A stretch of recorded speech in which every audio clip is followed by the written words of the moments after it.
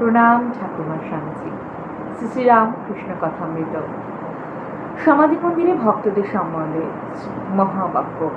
ঠাকুর শ্রী রামকৃষ্ণ শুদ্ধাত্মা ভক্তদিগকে পাইয়া আনন্দে ভাসিতেছেন ও ছোট খাটটিতে বসিয়া বসিয়া তাহাদিগকে কীর্তনীর ঢং দেখাইয়া হাসিতেছেন।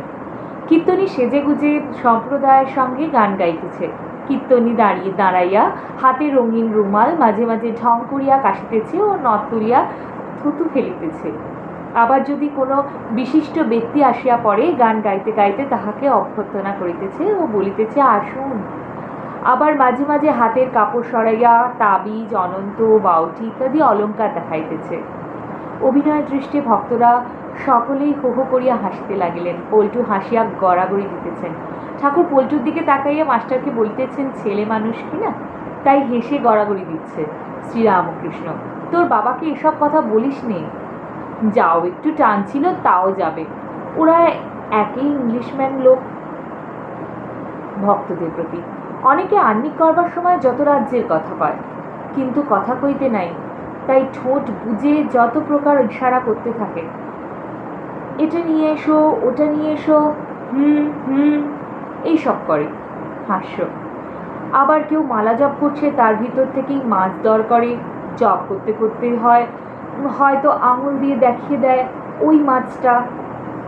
যত হিসাব সেই সময়। সকলের হাস্য। কেউ হয়তো গঙ্গা স্নান করতে এসেছে, সেই সময় কোথাও ভগবান চিন্তা করবে, গল্প করতে বসে গেল। যত রাজ্যের গল্প। তোর ছেলের বিয়ে হলো, কি গয়না দিলে, অমুকের বড় ব্যামো, অমুক শ্বশুরবাড়ি থেকে এসেছে কিনা, অমুক বোন কোণে দেখতে গেছিল, তার দেওয়া ধোয়া স্বাদ আহ্লাদ খুব করবে। হরিশ আমার বড় নেওটা, আমার ছেড়ে একদণ্ড থাকতে পারে না, এতদিন আসতে পারিনি মা, অমুকের মেয়ের পাকা দেখা, বড় ব্যস্ত ছিলাম। দেখো দেখি কোথায় গঙ্গা স্নানে এসেছে যত সংসারের কথা। ঠাকুর ছোট নরেনকে একদৃষ্টে দেখিতেছেন, দেখিতে দেখিতে সমাধিস্থ হইলেন। শুদ্ধাত্মা ভক্তের ভিতর ঠাকুর কি নারায়ণ দর্শন করিতেছেন? ভক্তেরা একদৃষ্টে সেই সমাধিচিত্র দেখিতেছেন। এত হাসি খুশি হইতেছিল।